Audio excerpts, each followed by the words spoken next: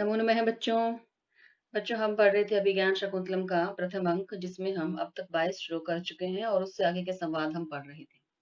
तो बच्चों क्या है, इन संवादों में जो वर्णन चल रहा था वह क्या था कि यहाँ राजा दुष्यंत अपना परिचय दे रहे किन्हें, सखियों को। प्रियंवदा है, अनसुईया है, प्रियंवदा हो गया, अनसुईया हो गया और शकुंतला, इन तीनों को ही अपना परिचय दे रहे थे। अपने बारे में क्या बताते हैं कि मैं राजा दुष्यंत के द्वारा, पूर्ववंशी राजा के द्वारा धर्म के कार्य में नियुक्त किया गया हूँ और इस आश्रम में मैं यहाँ धार्मिक क्रियाओं में कोई विघ्न तो नहीं हो रहा, सुचारू रूप से ये क्रियाएं चल रही है, यह सब देखने के लिए यहाँ आया हूँ। राजा अपना परिचय इस तरह से देता है। तो अनसुईया देखिए उसके बाद क्या कहती है। अनसुईया स्नाथा इदानीम धर्मचारिण। अनसुईया क्या कह रही है कि इदानीम, अब तो धर्मचारिण, धर्म का पालन करने वाले सनाथा सनात हो गए। अर्थात धर्मचारी ने कौन है, धर्म का आचरण करने वाले कौन, तपस्वी। तपस्वी अब क्या है, सनात हो गई। शकुंतला श्रृंगार लज्जाम रूप्यति। अब शकुंतला क्या श्रृंगार लज्जा का अभिनय करती है। इससे आगे देखिए अब यहाँ क्या है। सख्यौ, दोनों सखियां, दोनों सखियां कौन, प्रियंवदा अनसुईया। उभयोराकारम विदित्वा, दोनों का आकार जानकर, दोनों कौन, राजा दुष्यंत। उभय यहाँ पर किसके लिए आया है, राजा दुष्यंत और शकुंतला के लिए। दोनों के ही आकार को जानकर, देखिए भूतकालिक प्रत्यय है, तत्वा प्रत्यय का प्रयोग है, भूतकालिक है, जानकर, दोनों के आकार को जानकर। अब दोनों सखियां जो है प्रियंवदा अनसुईया, किन को देख रही है, राजा दुष्यंत और शकुंतला, इन दोनों के आकार में उन्हें समानता लग रही है। कह रहे जनांतिकम, हाथ की ओट में। अब वह हाथ की ओट करके क्या कह रही है देखिए, यहाँ इससे आगे है बच्चों ये। हला शकुंतले सखी शकुंतला यदत्राद्य तात सन्निहितो भवेत। क्योंकि अत्र अध्याय, आज यहाँ, यदि तात, यदि पिता कर्म सन्निहित तो भवेत होते तो। अब यहाँ क्या है, दोनों जो सखियां हैं प्रियंवदा और अनसुईया, किससे कह रही है, हाथ की ओट करके किससे कह रही है, शकुंतला से। और क्या कह रही हैं शकुंतला से कि यदि आज यहाँ तात है, तात किसके लिए, यहाँ पर महर्षि कर्ण के लिए उपस्थित होते तो बच्चों यहाँ पर तात जो यह पद आया है यह किसके लिए है, यहाँ देखिए यह जो पद है यह किसके लिए आया है, महर्षि कर्ण के लिए। यदि यहाँ आज महर्षि कर्ण उपस्थित होते तो, ऐसा किसने कहा, दोनों सखियों ने, प्रियंवदा और अनसुईया। किससे कहा, शकुंतला से, हाथ की ओट करके सिर्फ शकुंतला को ही कह रही हैं।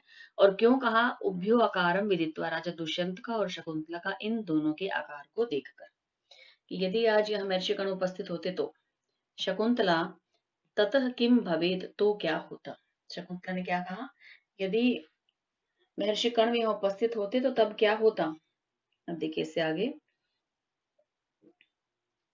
सख्यो, दोनों सखियां, इमम जीवित सरस्व। अब देखिए यहाँ जो पद आ रहा है जीवित सरस्व, ये पद आया है जीवित सरस्व। इनाम अपि अतिथि विशेषम, इसके पश्चात देखिए क्या है आगे, ये देखिए कृतार्थम। अब यहाँ देखिए इसमें क्या कह रहे हैं, इमम, इस, जब शकुंतला ने ऐसा कहा कि यदि महर्षि कर्ण, यदि तात यहाँ होते तो क्या होता, तो दोनों सखियां क्या उत्तर दे रही हैं, यदि वो यहाँ होते तो इमम, इस जीवित सरस्व। जीवित सरस्व का यहाँ क्या अर्थ है बच्चों,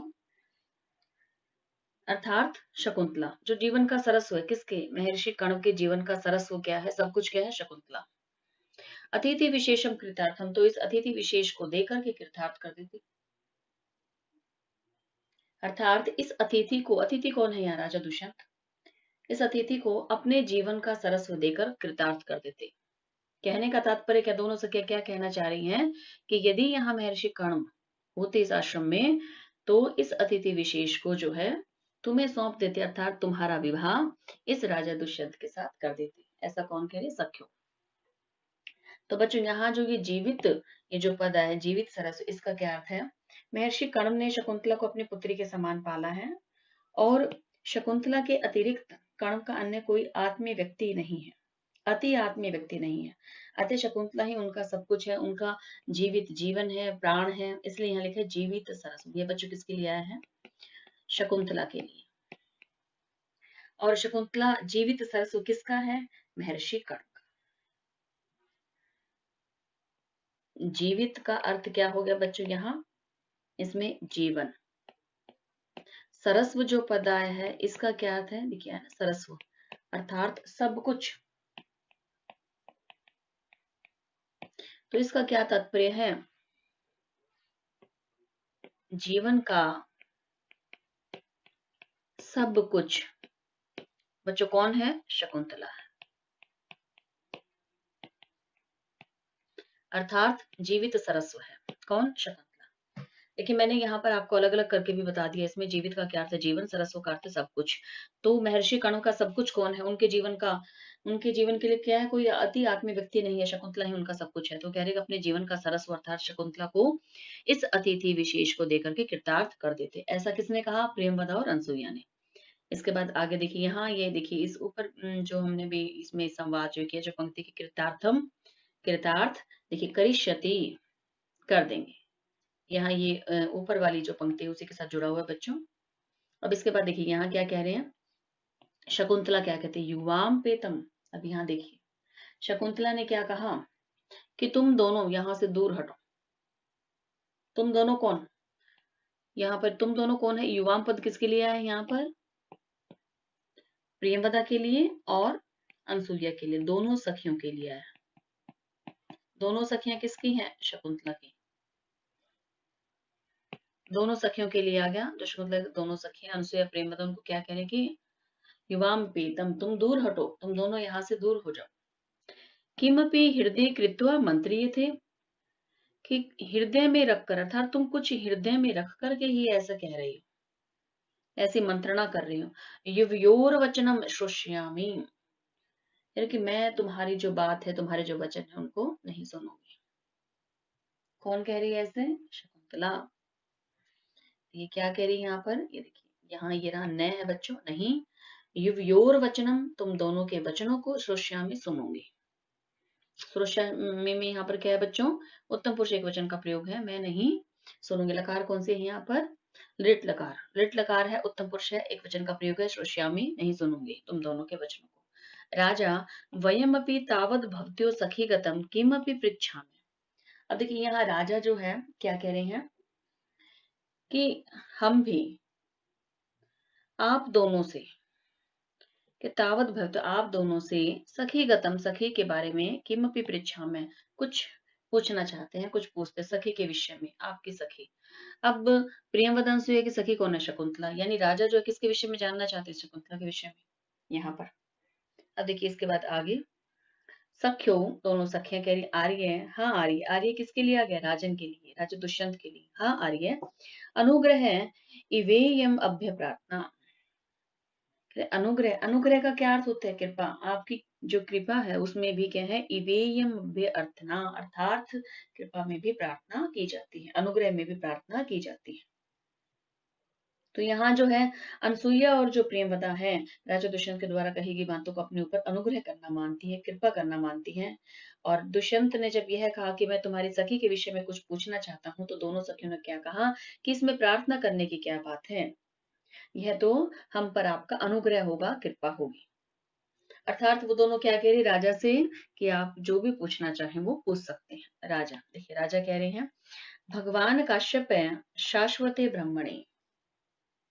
अब यहाँ देखिए क्या कह रहे हैं, भगवान काश्यप, काश्यप कौन है आप जानते हैं, महर्षि कणु का ही दूसरा नाम है बच्चों। यहाँ कौन है ये, महर्षि कणु का ही दूसरा नाम क्या है, काश्यप। अब कह रहे राजा क्या कह रहे, देखिए भगवान काश्यप।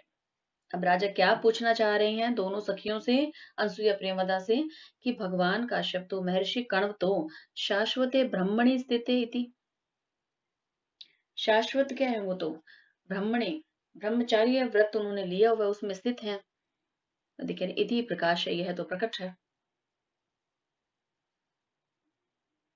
इसके बाद क्या कह रहे, इयम च व सखी, इयम यह, च और, वह सखी तुम्हारी, ये सखी तुम दोनों की ये जो सखी है, तदात्म जेति कथम एतत्। अब कह रहे हैं कि यह जो तुम्हारी सखी है उनकी पुत्री है, आत्मजा पुत्री उनकी, किनकी, महर्षि कणु की पुत्री, कथम में तक, तो यह कैसे। अब यहाँ राजा ने क्या प्रश्न किया कि भगवान काश्यप तो, जो महर्षि कण है वो तो क्या है, ब्रह्मचार्य व्रत को धारण किए हुए हैं, फिर यह तुम्हारी जो सखी है जो शकुंतला है उनकी पुत्री कैसे हो सकती है, ये प्रश्न पूछा किसने? राजा ने। किससे? अनसुईया और प्रियंवदा से। अब बच्चों इसमें यह जो पद है शाश्वत ब्रह्मणी, इसके अंदर यह जो पद है ये क्या है? देखिए यहाँ ये पद आ रहा है शाश्वत ब्रह्मणी। इसका क्या अर्थ है? शाश्वत भवम, अर्थात क्या है? ये शाश्वत जमा ठक प्रत्यय लगने पर बना है बच्चों, सनातन रहने वाला। इसका क्या अर्थ है? देखिए शाश्वत का क्या अर्थ होता है? जो सनातन रहे। इसके अंदर देखिए मैं यही लिख देती हूँ, इसका क्या अर्थ है बच्चों? शाश्वत भवम, अर्थात ये बच्चों किससे बना है? देखिए शाश्वत, इसमें क्या है? शाश्वत है और इसके अंदर प्रत्यय कौन सा? ठक, इससे ही बना है। अर्थात इसका अर्थ क्या है? जो शाश्वत रहे, जो सनातन रहे। ब्रह्मणी, ब्रह्मणी का क्या अर्थ है? ब्रह्मचार्य व्रत, अर्थात जो क्या है? मृत्यु पर्यंत तक ब्रह्मचार्य व्रत का पालन करते रहे, ऐसे। तो बच्चे जो ब्रह्मचारी हैं वो दो प्रकार के माने गए हैं। कौन कौन से? यही देखिए, इसको लिख देती हूँ मैं। देखिए ब्रह्मचारी दो प्रकार के माने गए हैं बच्चों, दो प्रकार के हैं या माने गए हैं, आप कर सकते हैं इसमें। यहाँ लिख देते हैं दो प्रकार के। देखिए यहाँ माने गए, बताए गए कौन कौन से हैं बच्चों ये? एक है इसमें उपकुर्वाण, मैं इसे यहाँ लिख देती हूँ। देखिए नंबर एक है इसमें उपकुर्वाण, और नंबर दो है बच्चों इसमें नैष्टिक।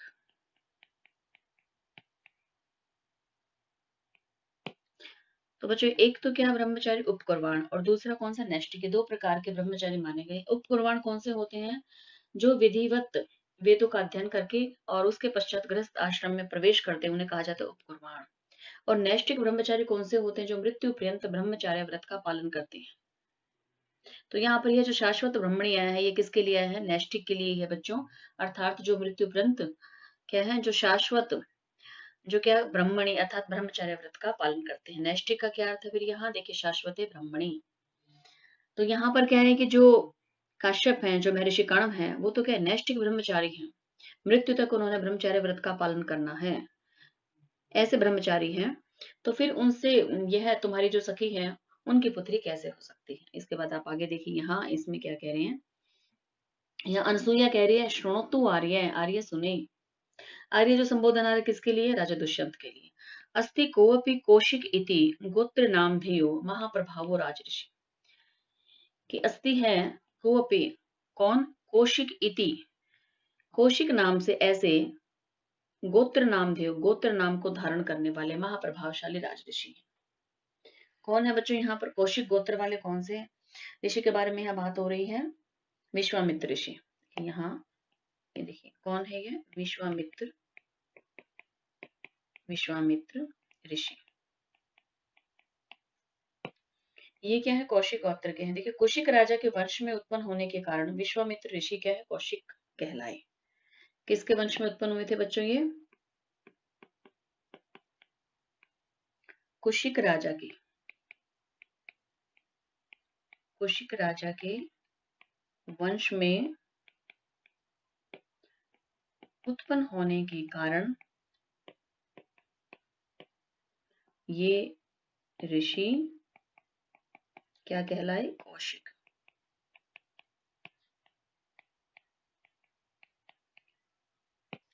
इसलिए जो बच्चों इन्हें क्या कहा जाता है? कौशिक। कौशिक ऐसे गोत्र वाले। ये इनका नाम क्या है बच्चों? विश्वामित्र ऋषि। कौन है ये? विश्वामित्र ऋषि। और साथ ही बता दिए महाप्रभाव, महाप्रभावशाली हैं और ऐसे क्या है? राजऋषि हैं। अब बच्चों इसमें यहाँ जो महाप्रभाव है, यह जो पद है, इसका क्या अर्थ है? महाप्रभावशाली है।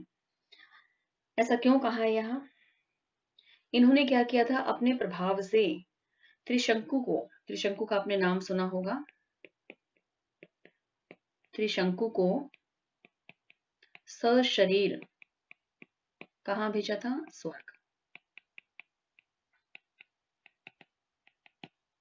ये क्या है? महाप्रभावशाली। ऐसे कौन है? विश्वामित्र ऋषि। अब यहाँ अनसुईया ने क्या वर्णन किया है? क्या बता रही है वो राजा दुष्यंत को कि आपने कौशिक नाम के गोत्र जो है, इस गोत्र को धारण करने वाले आप ऋषि के बारे में जानते होंगे। जैसे ही कौशिक नाम लिया उससे क्या पता चल जाता है कि विश्वामित्र ऋषि के बारे में बात हो रही है। राजा ने कहा अस्ति हाँ श्रूयते, मैंने सुना है, प्रसिद्ध है यह तो। जैसे ही कौशिक गोत्र का नाम लिया तो राजा भी समझ गए कौन है, विश्वामित्र ऋषि, वह तो बहुत प्रसिद्ध है, ऐसा कहा। इसके पश्चात देखिए आप यहाँ, अब अनसुईया आगे क्या बता रही है इसमें राजा को, तम आव्यो प्रिय सख्या प्रभवम अवगच्छ। अब देखिए यहाँ, अब इसमें यहाँ क्या बताना चाह रही है अनसुईया, कि उन्हें ही हमारी सखी का, आव्यो हम दोनों की प्रिय सख्या, प्रिय सखी का, प्रभव मीन्स उत्पन्न करने वाला, जन्मदाता समझो, अवगच्छ समझो। तो यहाँ प्रभुम का बच्चों क्या अर्थ है, जो क्या है, जन्मदाता है, जो जन्म देने वाला है। उंचितायाः शरीर संवर्धनादिभिः तात काश्यपो अस्य पिता। उंचिताय अर्थात उनके द्वारा त्यागी गई, छोड़ी गई। ऐसे इस शकुंतला के शरीर का पालन पोषण करने वाले, संवर्धन करना, पालन पोषण आदि करने वाले कौन है, तात काश्यपो, ये जो तात काश्यप है, महर्षि कर्ण है, अस्य पिता, इसके पिता है। तो महर्षि कर्ण क्या हो गए, शकुंतला के पालक पिता है, पालन करने वाला है। और जन्म देने वाले कौन है, उनके पिता महर्षि विश्वामित्र के। किसका नाम आ गया, विश्वामित्र का। और पालन करने वाले कौन है, काश्यप, महर्षि कर्ण। अब देखिए आगे कह रहे, राजा उंचित शब्देन जनितम में कौतूहलम। अब देखिए यहाँ राजा क्या कहे हैं कि उंचित शब्द से, छोड़े गए शब्द से, त्यागे गए जो शब्द आपने कहा, इससे जनितम उत्पन्न हो गया है, मेरे कौतूहलम उत्सुकता। उंचित शब्द से, त्यागे गए शब्द से जो है मेरी जो कौतूहलता है, जो मेरी उत्सुकता है, वह और अधिक उत्पन्न हो गई है, बढ़ गई है। अब देखिए क्या कह रहे हैं, आमूला च श्रोतुम इच्छा में, ये बच्चों एक ही साथ है, यह पद क्या है, ये देखिए ये क्या है, आमूला श्रोतुम इच्छा में। तो मैं अब जो है संपूर्ण अर्थात इसके बारे में जो है आमूल, आदि से या प्रारंभ से अंत तक मैं सब कुछ सुनना चाहता हूँ। अब वो जानना चाहते हैं, अब उन्हें और अधिक उत्सुकता हो गई, कौतूहल हो गया, तो वो जानना चाहते हैं कि विश्वामित्र जो महर्षि हैं उन्होंने ऐसा क्यों किया, शकुंतला को उन्होंने क्यों त्यागा, क्यों छोड़ा, वह जानना चाहते हैं। अब देखिए बच्चे इसके बाद यहाँ पर इससे आगे अनसुईया क्या वर्णन कर रही है, अनसुईया सुनो तो आर्य, आर्य सुनिए, हे राजा दुष्यंत सुनिए, गौतमी तीरे। अब देखिए यहाँ इसके बाद अब कौन बता रही है, अनसुईया, और क्या कह रही है, गौतमी नदी के किनारे पर पुरा, प्राचीन समय में, पुरा किल तस्य राजऋषि उग्रे तपसी। ये राजऋषि अर्थात यहाँ पर यह पद किसके लिए आया है, यह राजऋषि कौन है, विश्वामित्र के लिए। गौतमी नदी के किनारे पर, प्राचीन काल में गौतमी नदी के किनारे पर उस राजऋषि कौशिक ने अर्थात विश्वामित्र ने क्या किया, उग्रे तपसी, उग्र तपस्या कर रहे थे, कौन, विश्वामित्र। आगे देखिए वर्तमानस्य किमपि जात शंकै देवै मेनका नाम अप्सरा प्रेषिता नियम विघ्नकारिणी। अब देखिए यहाँ क्या कह रहे हैं, अब वो उग्र तपस्या कर रहे थे, कौन कर रहे थे, विश्वामित्र, राजऋषि विश्वामित्र कर रहे थे। अब उनके कारण क्या हुआ, जब वो वर्तमान में जब तपस्या कर रहे थे उस समय, तो किमपि जात शंकई, जात क्या होता है, उत्पन्न होना, शंकई शंका, किन में, देवई, देवों के मन में, देवताओं के अंदर क्या होगी, शंका उत्पन्न होगी कि यदि ये इसी प्रकार से तपस्या करते रहे तो यह जो है क्या होंगे, कि हमारा ही सिंहासन यह तो ले लेंगे। ऐसा किन्होंने सोचा, देवों ने। देव जो है वो क्या है, तपस्या से जल्दी ही भीत है। आपको ये तो पता ही है बच्चों के, देवता जो है वो तप के कारण अत्यंत ही क्या है, डर जाते हैं, कहीं उनके तप के कारण जो है उनसे उनका लोक न छीन लिया जाए, उनसे उनका सिंहासन न छीन लिया जाए। तो बच्चों देवताओं को तो यह भय बना ही रहता है कि पृथ्वी लोक का कोई व्यक्ति अत्यंत तप साधना करके कहीं स्वर्ग पर अधिकार न कर ले। तो इंद्र आदि देवता जो थे उन्होंने महर्षि विश्वामित्र की उग्र तपस्या के भय से उनकी तपस्या में विघ्न डालने के लिए किसको भेजा, मेनका नामक अप्सरा को। तो ऐसी शंका होने पर देवों ने मेनका, मेनका नाम अप्सरा, नामक अप्सरा को प्रेषिता भेजा, नियम विघ्न कारिणी, जो वे नियम कर रहे थे, जो तपस्या कर रहे थे उसमें विघ्न करने के लिए। तो यहाँ तपस्या कौन कर रहे थे, महर्षि विश्वामित्र। और देवताओं ने किस अप्सरा को जो है उनके इस तपस्या को भंग करने के लिए भेजा? मेनका नामक अप्सरा को। अब देखिए आगे इसके बाद क्या कह रही है। राजा अस्ति एतद अन्य समाधि भिरुत्वम देवानाम। अब यहाँ राजा क्या कह रहे हैं कि देवताओं की, देवानाम देवताओं की, यह अन्य समाधि भिरुत्वम, दूसरों के द्वारा, दूसरों की समाधि से, दूसरों की तपस्या से उत्पन्न जो भीरुत्व है, जो कायरता है, वह तो प्रसिद्ध ही है। अनसुईया ततो, देखिए अब क्या कह रही है अनसुईया कि तब वसंतोदार समय, वसंत ऋतु के आगमन के समय, तस्या उनका उन्मादित्रि उन्मादित्री रूपम प्रेक्षय, उन्मादित करने वाले रूप को देखकर। अब किसका उन्मादित करने वाला रूप था? मेनका अप्सरा का। और समय यहाँ कौन सा बता दिया, कौन सी ऋतु थी? वसंत ऋतु। तो वसंत ऋतु का आगमन हो रहा था, उस समय उन्मत्त कर देने वाले उनके रूप को देखकर इत्ते अर्धोक्ते लज्जा विरमती, इतना कहकर ही बस आधा ही कहती है अनसुईया, इसके बाद क्या लज्जा के कारण जो है रुक जाती है। किसने कहा? ये अनसुईया ने। अब देखिए इसके पश्चात आगे राजा क्या कह रहे हैं।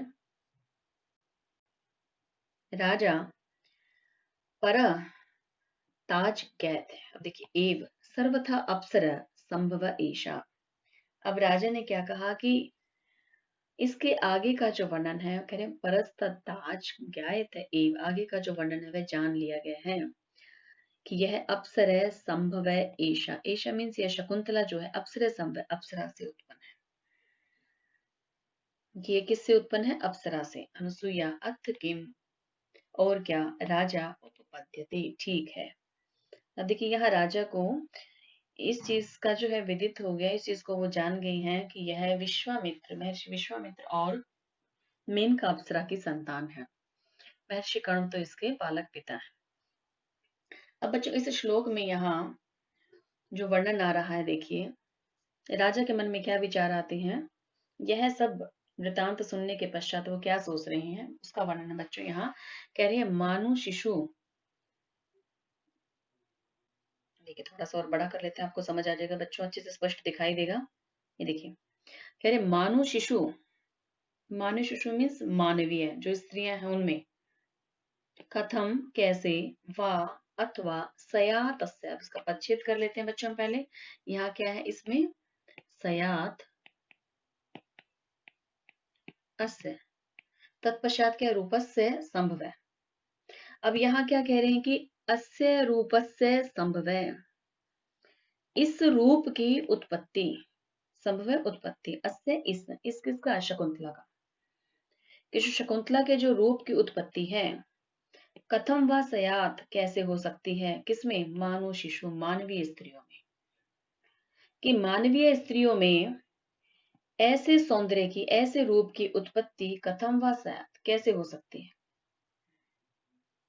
ये किसने कहा? राजा ने। अब राजा यह बात आत्मगतम नहीं कर रहा, मन ही मन में नहीं कह रहा, प्रकट रूप से कह रहा है, सखियों के सामने कह रहा है राजा कि अस्य रूपस्य संभवम, इस रूप की उत्पत्ति, अस्य इस रूपस्य, रूप की संभव है उत्पत्ति, मानु शिशु, मानवीय स्त्रियों में, कथम कैसे, सयात हो सकते हैं, वा अथवा। अब देखिए कह रहे न, नहीं, प्रभातरलम ज्योति। अब यहाँ वर्णन क्या आ गया? अब देखिए प्रभातरलम, प्रभा कांति, कांति से उत्पन्न जो ज्योति है, यहाँ क्या कह रहे हैं? प्रभा तरलम ज्योति, कांति से क्या है? तरल है जो, अर्थात उज्जवल है, ऐसी ज्योति। उदेति वसुधा तलात, देखिए यहाँ इसमें वसुधा तलात, और यहाँ क्या है? इसको हम पदच्छेद कर लेते हैं बच्चों। इसका क्या है यहाँ? यह पद ज्योति, और इसके पश्चात है बच्चों उदेति। अब देखिए यहाँ इसमें क्या कह रहे हैं? ज्योति, उदेति, उत्पन्न होना। कह रहे कि प्रभा तरलम ज्योति, कांति से उज्जवल जो ज्योति है वह वसुधा तलात, पृथ्वी तल से, न, नहीं, उदेति, उत्पन्न होती। अब यहाँ राजा क्या कह रहे हैं कि जो कांति से उज्जवल जो ज्योति है, जो प्रकाश है, वह पृथ्वी तल से उत्पन्न नहीं होता है। अर्थात राजा यहाँ क्या कह रहे हैं कि शकुंतला का जो सौंदर्य है, इसका जो रूप है, वह पृथ्वी की नारियों में उसी प्रकार से उत्पन्न नहीं हो सकता जैसे कि जो प्रभा तरलम जो ज्योति होती है, जो चंद्रमा आदि जो दिव्य ज्योति है, दिव्य जो प्रकाश है, वह पृथ्वी से उत्पन्न नहीं हो सकता। तो यहाँ इसे क्या है, दिव्य प्रकाश ही कहा गया है। यह प्रकाश पृथ्वी पर तो नहीं हो सकता है। किसने कहा? राजा ने। तो बच्चों इस श्लोक में आप देखिए, यहाँ कौन सा अलंकार है इस श्लोक के अंदर? अब आप देखिए, सामान्य कथन से, सामान्य कथन कौन सा है यहाँ पर? देखिए, मानु शिशु, यह जो है कथम व स्यादस्य रूपस्य संभ है। इस सामान्य कथन से शकुंतला रूप विशेष कथन के प्रस्तुत हो जाने पर कौन सा अलंकार हो गया बच्चों इसमें? यहाँ पर अप्रस्तुत प्रशंसा अलंकार, यहाँ लिख देते हैं, इसमें अलंकार है अप्रस्तुत प्रशंसा। ये इसके अंदर क्या है? अलंकार है। और इसके अंदर बच्चों छंद कौन सा है इस श्लोक में? अनुष्टुप।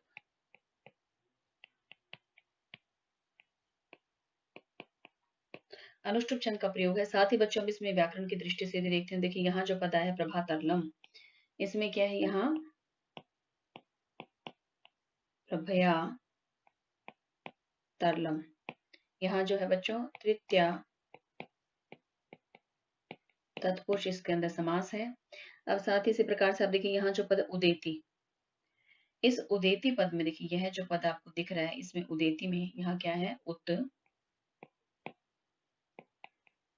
उत है इसमें, ई धातु इसके अंदर, और साथ में क्या है बच्चों? लट लकार है इसके अंदर, और प्रथम पुरुष है, और इसमें बच्चों एक वचन का प्रयोग है। और अब इसके बाद आप देखिए, यहाँ यह जो पद आया बच्चों संभवय, इसमें क्या आप जानते हैं इसके अंदर क्या है? यहाँ सम उपसर्ग है।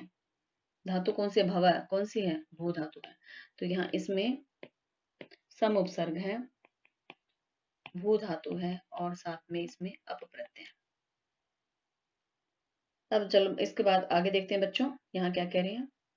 राजा के द्वारा जब ऐसा कहा गया कि ऐसे सौंदर्य की उत्पत्ति पृथ्वी तल से तो संभव नहीं है, मानवीय स्त्रियों में ऐसा सौंदर्य देखने को नहीं मिलता है। तो बच्चों यहाँ क्या कह रहे हैं? शकुंतला अधोमुखी तिष्ठति, शकुंतला क्या है?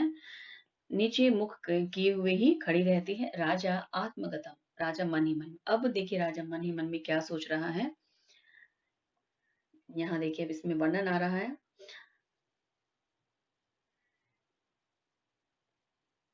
यहाँ कह रहे हैं लब्ध अवकाशो, देखिए लब्ध अवकाशों में मनोरथ है, मेरे मनोरथ को अवकाश प्राप्त हो गया है, ये कहना चाह रही है।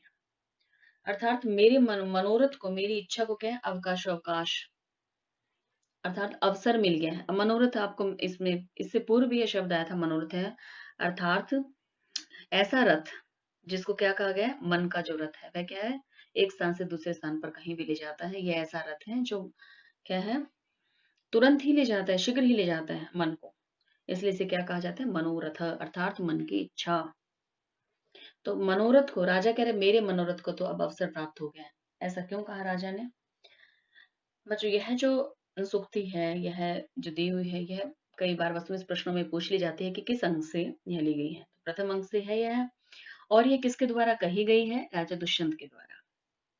आत्मगतम है, मन ही मन में कहेगी। इसका अर्थ क्या है?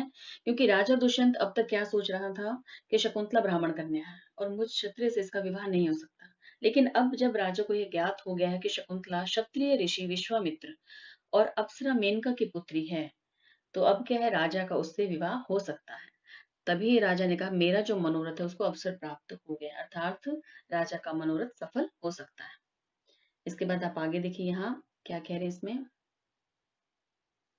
किम तू सख्या, अब देखिए इसके पश्चात आगे रहे किम तू सख्या, कि क्या सखी के द्वारा परिहास उदाहयता। अब यह परिहास में कही गई, परिहासोदाहृता, परिहास में ही कही गई क्या?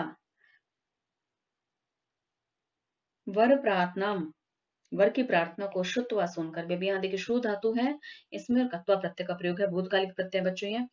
तो सुनकर, वर प्रार्थना को सुनकर भी तद वैदि भाव कात्रम में मने, मेरा मन जो है फिर भी जो कातरता का अर्थात भय का मन कैसा हो गया है? इस प्रार्थना को सुनकर भी मेरा कातर मन, मेरा कायर मन जो है वह विश्वास नहीं कर पा रहा है कि परिहास में कही गई इस वर की प्रार्थना को सुनकर भी जो है मेरा मन अभी विश्वास नहीं कर रहा है। अब देखिए इसके बाद आगे देखते हैं बच्चों। यहाँ देखिए ऐसे प्रियंवदा सस्मिता शकुंतलां विलोक्य नायकाभिमुखी भूत्वा। बच्चों यहाँ इसमें क्या है? प्रियंवदा मुस्कुराहट के साथ किसको देखते? शकुंतला को। विलोक्य देखकर नायक अभिमुखी भूत्वा, और साथ ही नायक की ओर मुख करके। नायक कौन है? यहाँ राजा दुष्यंत है। कह रहे पुनः अपि वक्तु काम इव आर्य। पुनः अपि, कि आप फिर भी वक्तु कहना चाहते हैं, काम में क्या? इच्छा, कहना, ईव आर्य, आर्य यानी राजा दुष्यंत को कह रहे हैं वो कि आप, कि अब भी आप कुछ और कुछ कहना चाहते हैं कि ऐसा किसने कहा? प्रियंवदा ने। ऐसा उसे क्यों लगा? क्योंकि राजा के जो है, राजा को देखकर प्रियंवदा को ऐसा लग रहा था राजा कुछ और भी पूछना चाहते हैं। तो प्रियंवदा ने ही कह दिया कि हे आर्य, आप कुछ और भी पूछना चाहते हैं, आप कुछ और कहना चाहते हैं। शकुंतला सखीम अंगुलियां तर्जयति। शकुंतला सखी को अंगुली से धमकाती है कि यहाँ राजा सम्यक उपलक्षितम भवत्या, आपने ठीक ही सुना है, आपने ठीक ही समझा है। अस्ति न सच्चरित्र, श्रेष्ठ चरित्र को, श्रवण लोभात, सुनने के लालच से, अन्यदपि प्रष्टव्यम, और भी कुछ पूछना है। तो प्रियवदा अलम विचार्य, तो सोचने की आवश्यकता नहीं है, विचार करने की आवश्यकता नहीं है। अनियंत्रणा अनुयोग तपस्वी जनों नाम। देखिए यहाँ क्या कह रहे हैं? प्रियवदा कह रही है कि जो तपस्वी जनों से तो अनियंत्रणा, बिना किसी कष्ट के प्रश्न किया जा सकता है, आप बिना किसी कष्ट के पूछ सकते हैं। अब देखिए यहाँ क्या कह रहे हैं राजा।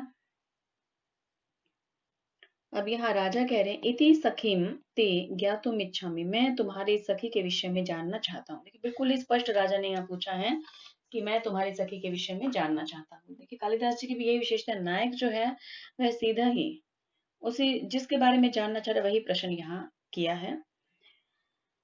तो कह रहे कि मैं तुम्हारी सखी के विषय में जानना चाहता हूँ। अब इसके बाद बच्चों यह है जो श्लोक है। अब देखिए इस श्लोक में यहाँ राजा क्या जानना चाह रहे हैं, यह आप देखिए यहाँ तक है यह श्लोक, यहाँ पर यह बच्चों समाप्त है। इस श्लोक में राजा क्या जानना चाह रहे हैं कि विखानसम किम अन्य। देखिए यहाँ है, इसमें पहले पदच्छेद कर लेते हैं। विखानसम किम अन्य। अब यहाँ मैं इसको कर देती हूँ बच्चों, किम है इसमें अन्य है, किम अन्य। और इसके पश्चात बच्चों आगे क्या है? इसमें व्रतम, और इसके पश्चात क्या है आगे? आ। तत्पश्चात बच्चों इसमें प्रदानार्थ,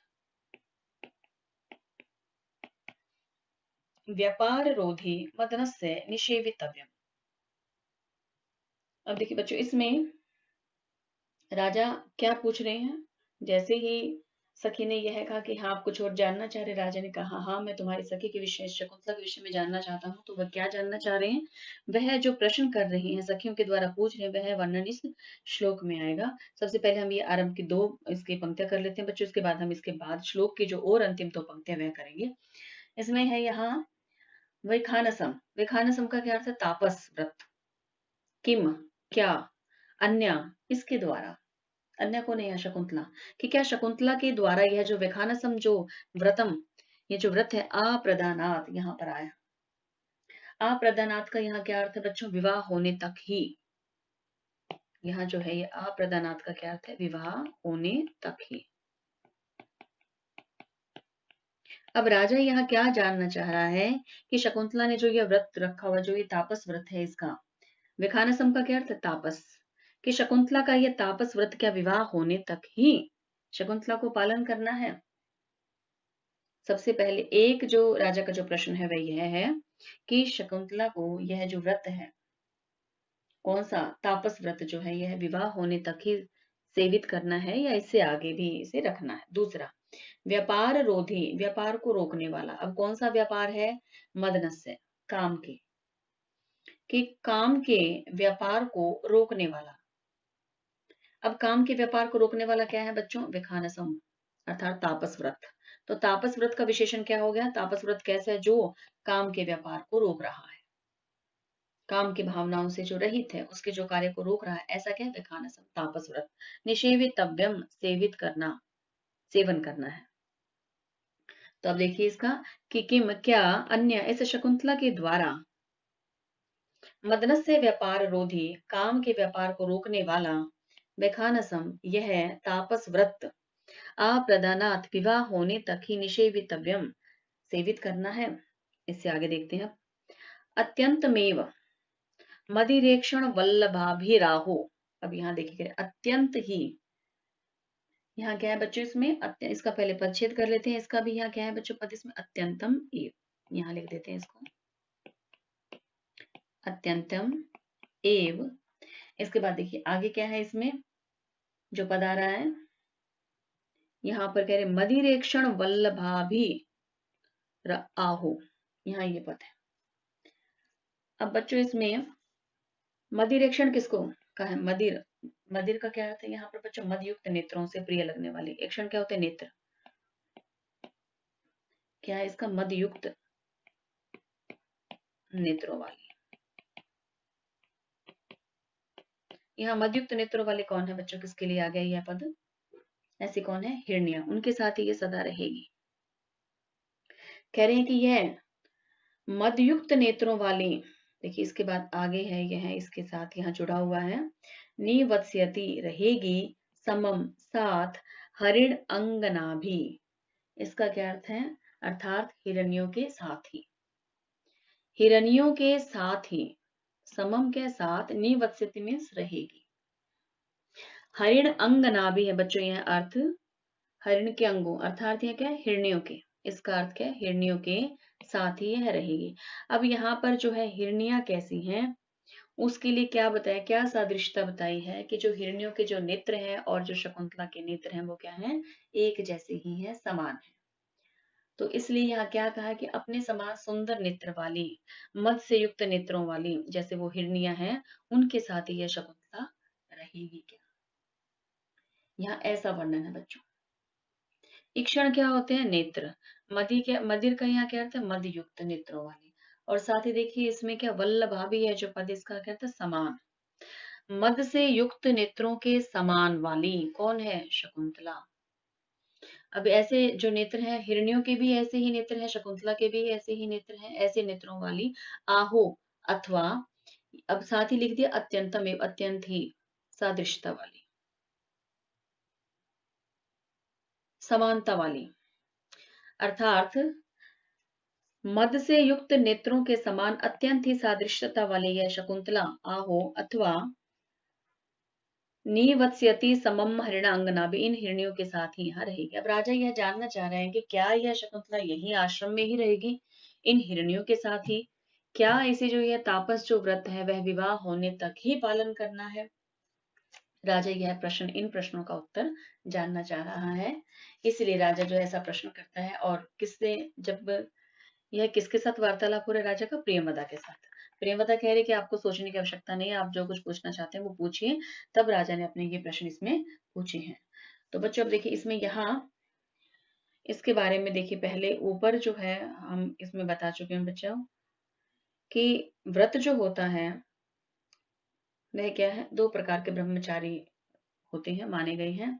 और किसके अनुसार माने गए? हरित स्मृति के अनुसार। उसी प्रकार से बच्चों यहाँ जो देखिए, यहाँ मैं लिख देती हूँ इसमें विखाना समय है जो पता है, इसके लिए यह जो व्रत, जो ब्रह्मचारी, जो उसको व्रत का पालन करना है वह क्या है कि हारित स्मृति के अनुसार है बच्चों। यह हारित स्मृति के अनुसार स्त्रियों जो मानी गई है वो कितनी है? दो प्रकार की। जो तापस व्रत रखती हैं वो दो प्रकार की स्त्रियां होती हैं। कौन कौन सी हैं? जैसे पीछे भी मैं बता चुकी हूँ, एक तो नैष्टिक, वहां नैष्टिक ब्रह्मचारी, यहाँ नैष्टिक ब्रह्मचारिणी। इसी प्रकार से देखो दूसरे बच्चों यहाँ पे क्या? उपकुर्बाण है, उपकुर्बाण ब्रह्मचारी, थोड़ा सा ही अंतर, उपकुर्बाण ब्रह्मचारी है। तो यहाँ इसमें क्या कह रहे हैं कि जो नैष्टिक जो ब्रह्मचारिणी होती हैं वो कैसी होती है? आजीवन ब्रह्मचारिणी रहती है, मृत्यु पर्यंत तक वो अपने तापस व्रत का पालन करती है। और जो उपकुर्बान होती हैं वह क्या है? केवल विवाह होने तक ही ऐसा करती हैं, उसके पश्चात गृहस्थ आश्रम गृहस्थ धर्म में जो है प्रवेश कर लेती हैं। तो यहाँ ये दो प्रकार के बताएं बच्चों। अब इसमें देखते हैं व्याकरण की दृष्टि से यहाँ इसमें क्या है, यही लिख देते हैं बच्चों में इस श्लोक में, यहाँ स्पेस है इसमें।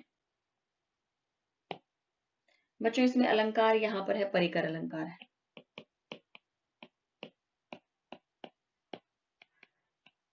साथ ही बच्चों इसके अंदर छंद है यहाँ वसंत तिल का,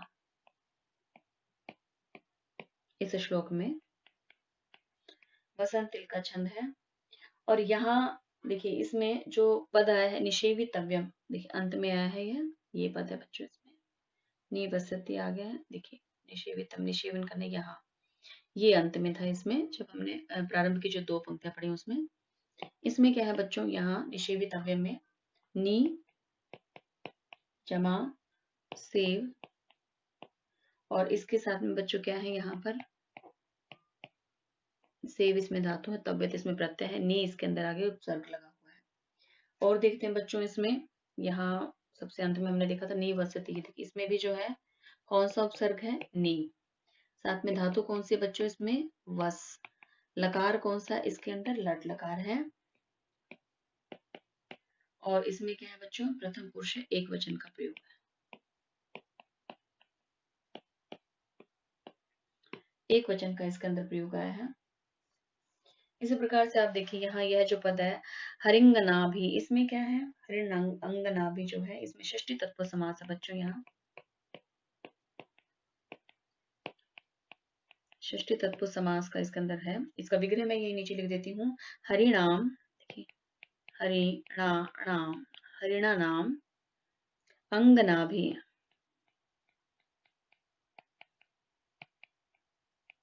अंग नाभि, यह है बच्चों इसका विग्रह मैंने लिख दिया है। इसमें क्या है? षष्ठी तत्पुरुष समास है इसके अंदर। और देखते हैं बच्चों इसमें साथ ही देखिए यहाँ मदनस्य है, यहाँ क्या है? षष्ठी विभक्ति एक वचन का प्रयोग है इसमें। और यह बच्चों इसके बारे में मैं बता ही चुके हूँ ऊपर। तो यहाँ जो है इसमें क्या है? षष्ठी तत्पुरुष है इस समास के अंदर। और इसमें अलंकार कौन सा है बच्चों? यहाँ पर देखिए इसमें अलंकार कौन सा है? परिकर अलंकार, वसंत तिल का छंद है इसके अंदर। तो बच्चों आज हम इसमें यहीं तक ही करेंगे, 24 श्लोक तक ही। इससे आगे का हम अगले लेक्चर में करेंगे बच्चों। तब तक के लिए अस्तु, नमो नमः।